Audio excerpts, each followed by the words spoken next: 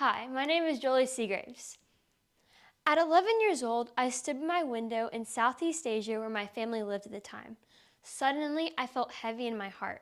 I felt God impress me with a deep sense of urgency for His purposes. I sensed the need to run. The time is short. God's first command, "You shall have no other gods before me," confronts our culture absorbed with worship of self. We hear phrases like, "You do you," and "follow your heart." But these drive me crazy because it's not about us.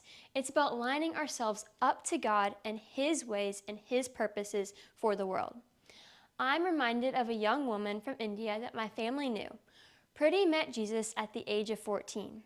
At the age of 19, her family found a man for her to marry, but he was a Hindu. She refused to marry him because he worshipped many gods. Because of her refusal, she was stabbed to death. Priti saw Jesus at the age of 19 because she had no other gods before Jesus Christ in her life. How can we also live with no other gods but Jesus Christ? From Priti, I learned I must love Jesus with my whole heart. I also learned that Jesus is to be my audience of one. First, I must love Jesus with my whole heart. None of us want our parents to love us halfway or our future spouse to love us some of the time. Jesus doesn't want that either. Jesus is to be the priority for our hearts all the time. Growing up, my mom often said, "Remember whose you are. I'm God's daughter. I was created in God's image." Once the religious leaders asked Jesus whether they should pay taxes to Caesar or not.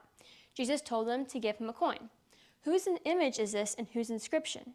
When they answered Caesar, he stated, "Then give to Caesar what is Caesar's and to God what is God's." Jesus powerfully communicated how to live with no other gods in this response. Because we are stamped with the image of God, that's who we are. Therefore, our entire lives belong to Him. God is to be our priority. As a high school student, grades and athletics, they mean a lot to me. But my identity rests in whose I am. Because I am God's, Jesus is my priority. Secondly, Jesus is to be my audience of one. As a teenager, it's so easy to want to fit in, to belong, and to be like others. But God has called us to be different, to stand up and to stand out for His purposes.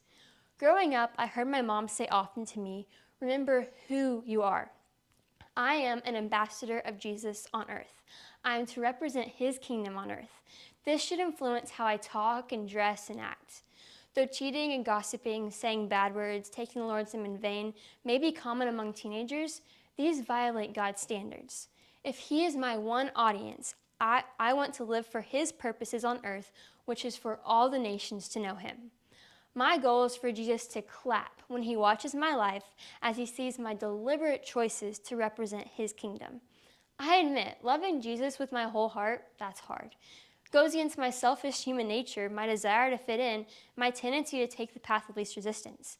But loving Jesus first and living for Him as my one audience can help me and others obey the first commandment to have no other God before Jesus Christ. Soon after I felt the urgency for the gospel in Southeast Asia, I had a gospel tract in my hand written in the language of where we lived. I felt that the Lord wanted me to take it to the traffic guard on our street. I got my younger brother and we raced down the street laughing. I looked at the man and said, "It's a gift for you, Merry Christmas."